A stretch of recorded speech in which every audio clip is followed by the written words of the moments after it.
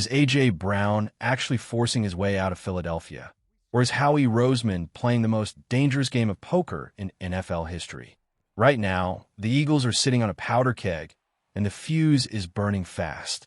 We just got word from the NFL league meetings in Arizona, and what was said, and more importantly, what wasn't said, should have every Birds fan absolutely terrified.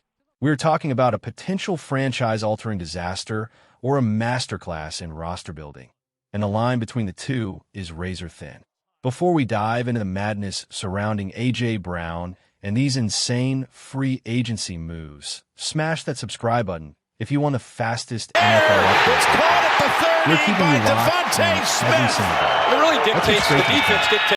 Howie Roseman had every opportunity this week to stand in front of the cameras and say, A.J. Brown is not for sale. He didn't do it. Instead, he gave a response so cold and calculated it feels like a betrayal to the fans who thought this duo was untouchable. Howie told the media that A.J. is a member of the Eagles right now, but he refused to shut down the trade buzz. He's essentially leaving the door cracked open, and in the NFL, a cracked door usually means a moving truck is backing up to the facility. Nick Sirianni backed him up with the same generic script. They aren't saying they want to trade him, but they aren't saying they won't. Think about it. If your star receiver is 100% in your plans, you kill the rumors instantly. By staying quiet, they are inviting offers. Is this just Howie being a smart businessman, or is there a genuine rift in the locker room that we don't know about yet? The plot thickens because we now have a list of where A.J. Brown actually wants to go. Reports are surfacing that A.J. has a short list of preferred destinations, and notice a trend here. They are all in the AFC. The Eagles aren't stupid. They aren't going to hand a weapon like that to an NFC rival and watch him burn them in the playoffs. He's looking at the Kansas City Chiefs, the New England Patriots, the Los Angeles Chargers, and the Buffalo Bills. But here's where it gets messy. The Bills already made their move for DJ Moore. The Chargers and Chiefs aren't biting yet. That leaves the New England Patriots standing alone, staring down Howie Roseman. The Patriots are desperate for a true WR1, and the Eagles are holding out for a king's ransom. If this trade happens, it likely won't go down until after June 1st. Why? Because the Eagles would have to swallow a massive $43 million dead money pill if they do it now. Waiting until June lets them spread that pain out. Who's to blame for this tension? Is it AJ's demands, or is Howie being too greedy? Drop a name in the comments right now. I want to see who you're blaming for this mess. While the A.J. Brown drama dominates the headlines, the Eagles made a massive splash on defense by bringing in Riq Woolen. This is a move I absolutely love, but it comes with a major warning label. This guy is a physical freak. 6 feet 4 inches, long arms, and a 40-yard dash that makes elite sprinters look slow. He plays with a nasty streak and a swagger that this defense desperately needed last year. However, that tenacity comes with a price. Woolen is a magnet for unsportsmanlike conduct penalties. He taunts, he talks, and he gets in people's faces. Sirianni admitted they love the emotion, but they can't have the flags. Howie was even more blunt, calling him supremely talented, but noting that he needs to be more consistent. The Eagles got him on a 1-year, $15 million deal, which is a steal if he plays to his potential. They are betting that their coaching can turn a talented but raw player into an all-pro corner alongside guys like Quinyon Mitchell and Cooper DeJean. If this works, the Eagles' secondary becomes a no-fly zone. If it fails, it's just another high-priced headache.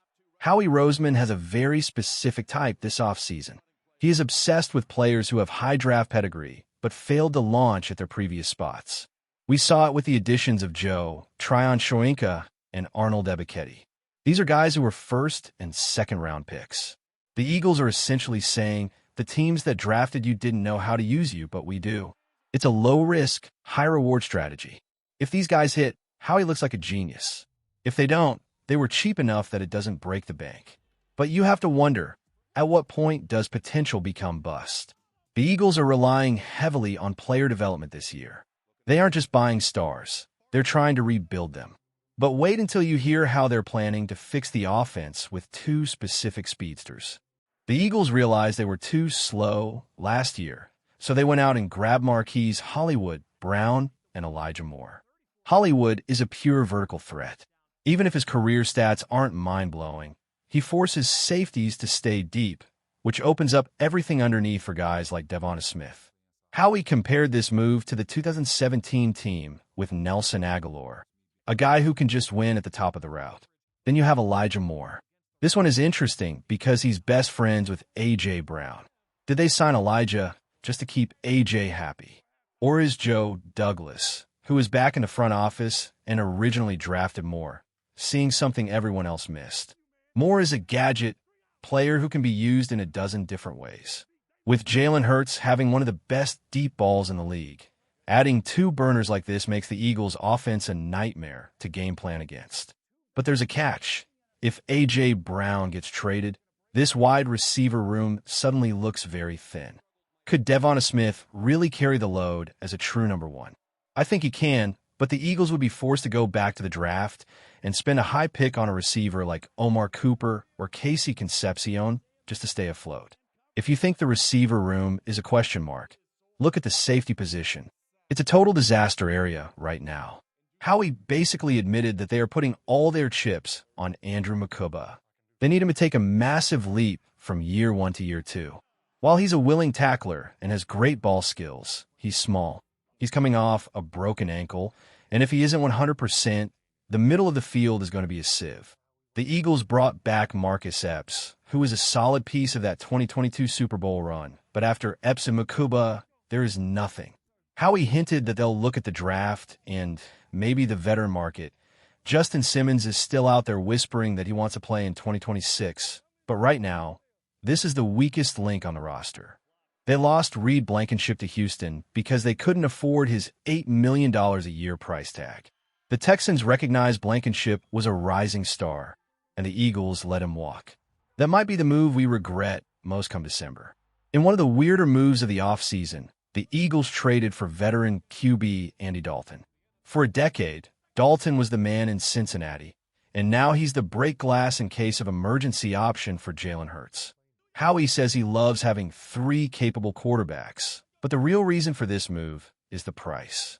They're only paying Dalton $1, $5 million. He knows the system, he's a veteran leader, and he can still sling it. But it also sends a message to Tanner McKee. You aren't ready yet. The Eagles are in win-now mode, and they can't afford to let a backup QB position ruin a season like it has for so many other teams. Here is the kicker. Nick Sirianni confirmed the Eagles are heading to Foxborough for joint practices with the New England Patriots this summer. This is huge. If the trade rumors are true, we could be looking at A.J. Brown in a Patriots jersey lining up against Quinyon Mitchell in a New England heatwave. It would be the ultimate I told you so moment for whoever wins that battle. The drama in Philly is reaching a boiling point.